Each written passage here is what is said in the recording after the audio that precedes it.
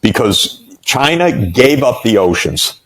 And simultaneously was this tiny little kingdom of Portugal and a very clever king, King Henry, who we call Henry the Navigator, who people may remember in school. He started sending these small ships into the Atlantic Ocean and down the western coast of Africa. Why? Because the Turks had impeded overland trade to Asia, and this king presciently was trying to find a sea route to Asia. But China abandoned the oceans. So when the Portuguese navigator Vasco da Gama circled the Cape of Good Hope in 1498 and entered the Indian Ocean and actually made his way through the monsoon winds all the way to India, with the help, by the way, of Arab sailors who knew the routes and the winds, China wasn't there. So the Portuguese didn't confront any naval power.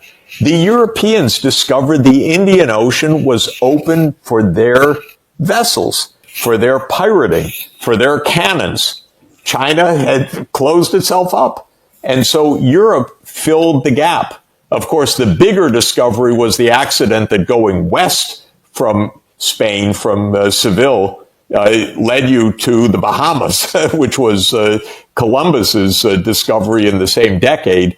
And that vastly empowered Europe. Suddenly they had two whole continents basically to themselves, because when they brought old world diseases like typhus and bubonic plague and smallpox and so forth, they wiped out the indigenous population substantially. So all of a sudden Europe had two added continents, thank you, to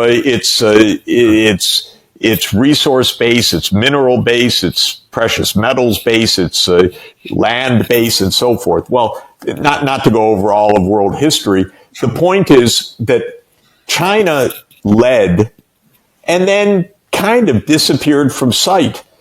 Within China, from the years 1500 to 1800, China was, still a big economy, and it was a rich economy given the poverty of the whole world.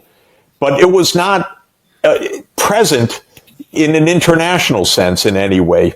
And the British tried to force China to trade in a trade mission, so-called, in 1795, the McCarthy mission. The Chinese rebuffed and said, "You kowtow to us. You have nothing we want. You're a bunch of barbarians."